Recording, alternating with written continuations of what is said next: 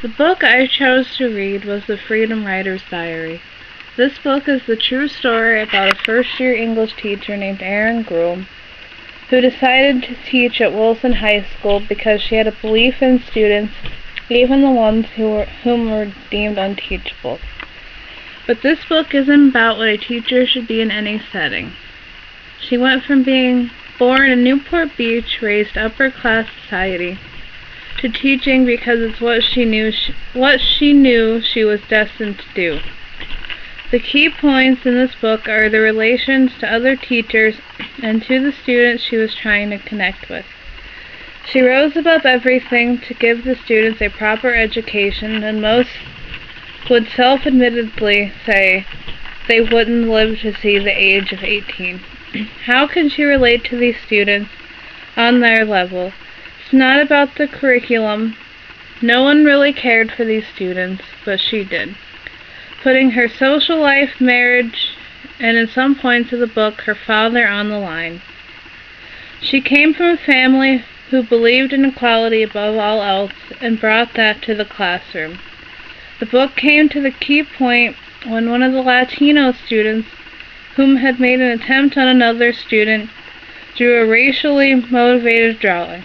She presented it in front of the class with a zest and vigor not seen in high schools at the time. "Amateurs," she cried. "You guys think you're in a gang, you guys are amateurs."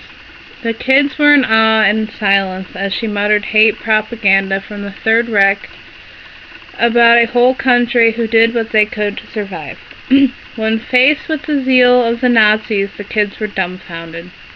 Even more dumbfounded, the teacher was disgusted that they had never been taught about the Holocaust, which brought her first lesson in the most important lesson plan: to create a peace inside the classroom and a safe outlet for these kids who had been beaten, shot at, hated, and disowned, all at the hand of hate. She made them write in a journal to give them a voice, not to be judged, but so she could learn. When you are a teacher, the most important lesson is you learn more from the kids than the kids learn from you. Trying to get supplies from the school, much like the second-hand kids they were thought to be, were given second-hand books, even triple-hand books. So she took a second job with the zeal that she had to get these books.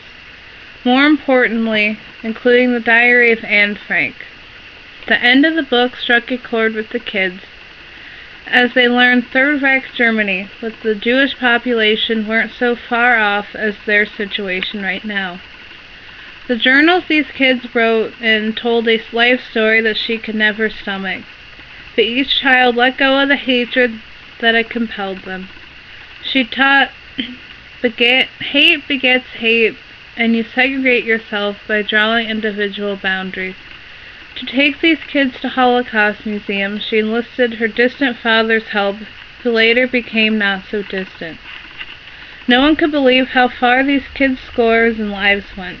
To get a speaker from the Switzerland Anne Frank Foundation, they were introduced to school fundraisers on their own time. It is hard to leave this book at a 3-minute talk. The book was nothing short of inspirational because every one of the stories the kids wrote in the journals became the Freedom Diaries. Through politics and everything else she led, these kids who were thought would never live to see 18 graduated high school. Many of them went on to graduate college and extinguish the hatred of a poverty-ridden society of the poor.